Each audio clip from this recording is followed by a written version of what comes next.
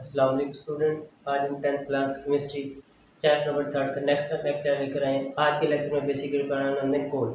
आज का जो लेक्चर है आपस अगर पेपर के पॉइंट ऑफ व्यू से देखते हैं, ये बहुत ही इंपॉर्टेंट हमारे पास टॉपिक है। इसमें से शॉर्ट क्वेश्चन भी आ सकते हैं, लॉन्ग क्वेश्चन भी आ सकते हैं और हमारे पास एमसीक्यूज भी आ सकते हैं। तो आज का हम टॉपिक स्टार्ट करते हैं। आज के जो टॉपिक हमारे पास बेसिकली कोल कोल जिसे हम कहते हैं कोयला कहते हैं। अब बेसिकली आज के टॉपिक में हमने कौन कौन सी चीज़ें पढ़नी है, हमने पढ़ने का बस डेफिनेशन ऑफ कोल में कि कोल जो है तो उसकी किस तरह से वापस डेफिनेशन, क्योंकि हमसे पूछे कि कोल क्या होता है तो हम इस काबिल कोल को बता सके। फिर उसके बाद पढ़ेंगे इसकी कंपोजिशन में कि जो कोल है वो किन किन चीज़ों से मिलकर बनाता है। फिर उसके बाद पढ़ेंगे इनकी फॉर्मेशन में कि जो कोयला होता है कोल तो वो किस तरह से हमारे पास क्या बनता होता है। एंड देन उसके बाद हम पढ़ेंगे कार्बोनाइजेशन में, एक शॉर्ट क्वेश्चन के तौर पर हम क्या डेफिनेशन पढ़ेंगे जिसे हम कहेंगे कार्बोनाइजेशन। अब सबसे पहले हम कोल की क्या देखते हैं, डेफिनेशन देखिए। अब कोल की डेफिनेशन हम देखते हैं तो हम डिफाइन करते हैं कोल को। कोल बेसिकली हमारे पास है क्या, इसकी डेफिनेशन क्या है। अगर कोई हमसे पूछे भी इसकी तारीफ क्या है तो हम इसकी तारीफ बताने की क्या हो एटलीस्ट काबिल हो। अब कोल हमारे पास क्या है, coal is a blackish mixture of coal is a coal is a blackish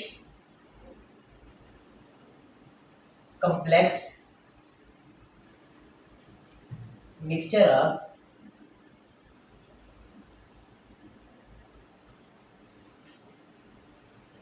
carbon,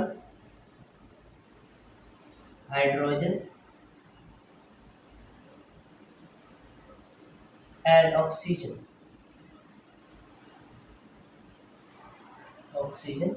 atom। इनका कोल जो होता है बेसिकली क्या होता है, ब्लैकिश कॉम्प्लेक्स मिक्सचर तो किन किन का, कार्बन, हाइड्रोजन और ऑक्सीजन का। इट आल्सो कंटेन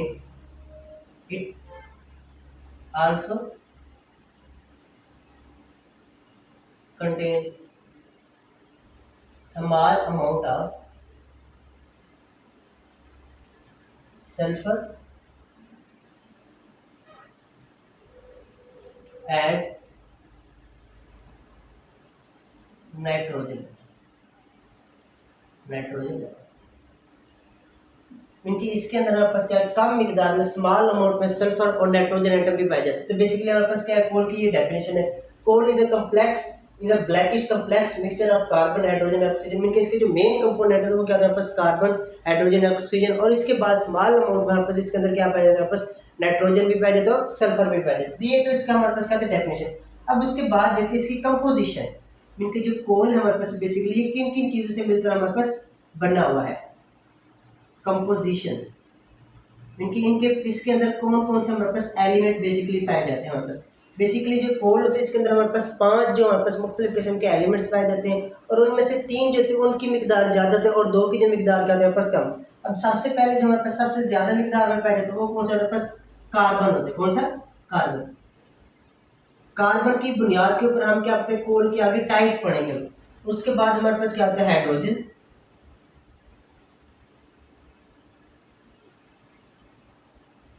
एंड उसके बाद तीसरा जो हमारे पास इसके अंदर एलिमेंट पाए वो कौन सा, हमारे पास ऑक्सीजन होता है। कौन सा हमारे पास, ऑक्सीजन। ये 3 हमारे पास ज्यादा मिकदार में पाए जाते हैं और इसके अलावा हमारे पास कोल जो है इसके पास सल्फर भी पाए जाते हैं कम अमाउंट में, सल्फर। और उसी के साथ हमारे पास इसके अंदर क्या पाते हैं, नाइट्रोजन भी पाया जाता है, नाइट्रोजन। क्योंकि ये हमारे पास कहते हैं 3 मेन एलिमेंट है जिससे हमारे पास बेसिकली क्या होता है, हमारे पास कोल बनाते हैं। इनके कोल की कंपोजिशन के अंदर बेसिकली जो इसकी कंपोजिशन होता है वो इन 5 हमारे पास एलिमेंट से मिलकर बने होते हैं। उनमें से हमारे पास कार्बन, हाइड्रोजन और ऑक्सीजन इसकी मिकदार ज्यादा होते हैं और नाइट्रोजन और सल्फर की मिकदार क्या हमारे पास कम होती है। अब उसके बाद इसका हमारे पास जो हम देखना है वो हमारे पास फॉर्मेशन। अब बेसिकली जो कोल है हमारे पास जिसे हम कोयला कहते हैं ये बेसिकली हमारे पास बनता क्या है, ये बहुत ही इंपॉर्टेंट है। हमारे पास शॉर्ट क्वेश्चन भी आया, काफी दफा पेपर के अंदर आ जाते हैं। फॉर्मेशन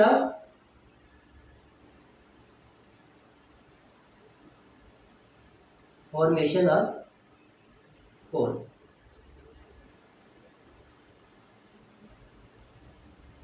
ये हमारे पास। अब देखिए ये शॉर्ट क्वेश्चन बहुत important short question, how coal is form. Short question कुछ इस तरह से का आता है, हाउ कोल इज फॉर्म। इनके जो कोयला है वो किस तरह से हमारे पास बनता है और पेपर के अंदर काफी दफा ये हमारे पास क्या आता है, शॉर्ट क्वेश्चन। अब हमारे पास बेसिकली कोयला किस तरह से बनता है, हमारे पास जो डेड प्लांट्स होते हैं वो क्या होता है आपस ज़मीन के अंदर धंस जाते हैं। जब जैसे ज़मीन के अंदर धंसते हैं तो क्या होता है आपस उसके ऊपर हाई प्रेशर और हाई टेम्परेचर की वजह से हमारे पास जो डेड प्लांट वो किसके अंदर कन्वर्ट होते हैं आपस हमारे पास कोयले के अंदर कन्वर्ट होते हैं, कोल के अंदर। अब देखिए फॉर एग्जाम्पल हम कहते हैं ये हमारे पास क्या अलाइव प्लांट। अब किसी भी वजह से वजूहत की वजह से हमारे पास प्लांट होते हैं, जब वो डेड हो जाते हैं तो वो ज़मीन के ऊपर गिरते हैं। अब ज़मीन के ऊपर जैसे गिरते हैं तो वो क्या होता है ज़मीन के अंदर धंसते जाते हैं, की आंधी वगैरह आती है तो उस वजह से, या फिर कोई और हमारे पास क्या होते हैं चेंजिंग वगैरह आती है, इन्वायरमेंटल चेंजिंग, जिसकी वजह से हमारे पास क्या होता है प्लांट जो होते हैं जमीन की सरफेस के अंदर आए। अब जमीन की सरफेस के अंदर जैसे जैसे नीचे आते जाते हैं तो उसके ऊपर क्या हो जाता है हमारे पास प्रेशर बढ़ जाता है। अब जैसे जैसे प्रेशर बढ़ेगा और साथ हमने पता है कि जमीन के हम जैसे जैसे सेंटर के करीब जाएंगे तो वहाँ पर हमारे पास टेम्परेचर भी बढ़ता जाएगा। अब जैसे जैसे हमारे पास प्लांट जो होते हैं डेड प्लांट जमीन के अंदर धंसते जाएंगे, उनके ऊपर प्रेशर भी बढ़ेगा, उनके ऊपर टेम्परेचर भी बढ़ेगा, और उसी दौरान हमारे पास क्या होता है एक बायोकेमिकल रिएक्शन होती है किनके ऊपर, प्लांट की हमारी बॉडी के ऊपर। तो जिसमें हमारे पास जो प्लांट्स है वो किसके अंदर कन्वर्ट होते हैं, कोयले के अंदर कन्वर्ट होते हैं, जिसका हम कहते हैं कोल कहते हैं। तो बेसिकली ये जो प्रोसेस है इसको मिलियंस ऑफ ईयर्स लगते हैं, मीन के 1-2 दिन या फिर हमारे पास 5-6 साल के नहीं के अंदर नहीं तो हो सकता है, मीन के लाखों साल लग जाते हैं इस प्रोसेस को, मिलकर हमारे पास जो प्लांट है उसको किसके अंदर कन्वर्ट होने में, कोयले के अंदर कन्वर्ट होने में। अब यही बात करेंगे coal is form by the dead plant when they are buried under the earth surface, क्योंकि जब वो जमीन की अर्थ सरफेस के नीचे क्या दफन हो जाते हैं due to high pressure and temperature, the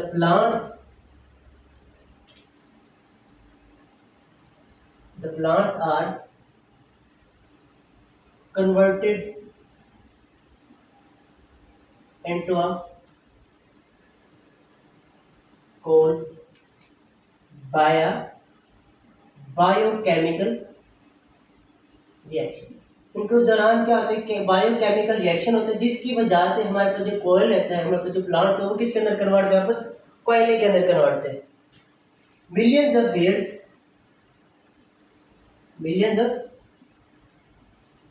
years are required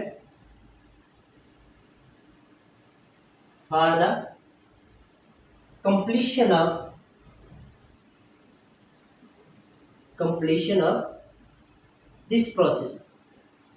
क्योंकि ये वाला जो अमल होता है इसको लाखों साल लग जाते हैं कंप्लीट होने में, क्योंकि ये क्या होता है वेरी स्लो प्रोसेस, क्या होता है बस very slow process, very slow process, very slow process. ये तो हमने देखा बेसिकली हमारे पास जो कोयल रहता है जिसे हम कोयला कहते हैं वो हमारे पास बेसिकली बनता क्या है। अब उसके बाद एक टर्म देखने कार्बोनाइजेशन। बेसिकली कार्बोनाइजेशन क्या होता है हमारे पास, कार्बोनाइजेशन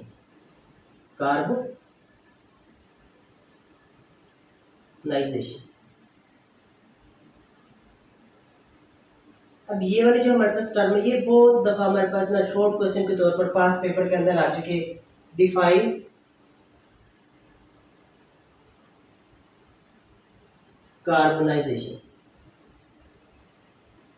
कार्बोनाइजेशन की क्या लिखी, तारीफ लिखी। कार्बोनाइजेशन बेसिकली क्या है, अब कार्बोनाइजेशन बेसिकली क्या है बस, अब कार्बन से हमारे पास क्या होता है कोयले का जो बनने का जो अमल होता है इसे हम बेसिकली कहते हैं carbonization. The process in which wood is converted into a coal is called carbonization. Mean ऐसा अमल जिसमें लकड़ी जो है वो किसके अंदर कन्वर्ट हो जाए, बस कोयले के अंदर कन्वर्ट होती है, उस प्रोसेस को हम क्या कहते हैं बेसिकली कार्बोनाइजेशन कहते हैं। क्या कहते हैं, carbonization. The process of conversion of wood into a coal mean जो वुड है वो किसके अंदर कन्वर्ट हो जाता है, कोयल के अंदर कन्वर्ट, मीन कोयले के अंदर कन्वर्ट होता है। उस प्रोसेस को बेसिकली हम कहते हैं कार्बोनाइजेशन कहते हैं। अब देखिए लकड़ी जो होती है ना हमारे पास, वुड जिसे कहते हैं, वुड ये किस में कन्वर्ट होता है हमारे पास, कोयले के अंदर कन्वर्ट, कोल के अंदर कन्वर्ट हो जाए। इस प्रोसेस को बेसिकली हम कहते हैं कार्बोनाइजेशन। क्या कहते हैं, कार्बोनाइजेशन कहते हैं। अब देखिए वुड के अंदर भी हमारे पास क्या होता है, कार्बन कंटेंट पाए। अब जो लकड़ी होती है ना इसके पास हमारे पास जो कार्बन की परसेंटेज होती है वो होती है आपस 40% कार्बन होती है। कितना होता है वापस 40%। और जो कोयला होते हैं उसके पास कम से कम कितना होते हैं, 60% भी हमारे पास हो सकते हैं, 70% भी हो सकते हैं, 80% भी हो सकते हैं, और इसके पास 90% भी हो सकते हैं। तो ये हमने देखने आगे हम जब बढ़ेंगे टाइप ऑफ कोयल, उसके अंदर हम देखेंगे कार्बन की कंटेंट की बुनियाद की, कार्बन की परसेंटेज की बुनियाद के ऊपर हमने क्या कोयल की, हमने कोयले की, हमने क्या किया उसकी टाइप के। अब वुड में क्या होता है बस कार्बन कितने परसेंट है, 40%। ये भी हम कुछ कहते हैं एमसीक्यूज के तौर पर आ सकते हैं हमारे पास। तो ये तो हमारे पास कौन सा कार्बोनाइजेशन, मीन कि ऐसा मतलब जिसमें हमारे पास क्या होता है वुड, हमारे पास वुड जो है किसके अंदर कन्वर्ट है, कोयले के अंदर कन्वर्ट होता है। तो उस प्रोसेस को बेसिकली हम कहते हैं कार्बोनाइजेशन कहते हैं हम। तो ये तो हमारे पास आज का लेक्चर, जिसके अंदर हमने सबसे पहले देखा कि हमारे पास कोल होता है क्या, फिर उसके बाद इसकी कंपोजिशन देखी, फिर उसके बाद इसकी हमने फॉर्मेशन देखी, फिर उसके बाद हमने देखा कि हमारे पास कार्बोनाइजेशन बेसिकली होता क्या हमारे पास। तो यहाँ तक अगर किसी बच्चे को कोई चीज़ समझ नहीं है तो आप लोग कमेंट में पूछ सकते हैं। अल्लाह हाफिज़, जज़ाकल्लाह।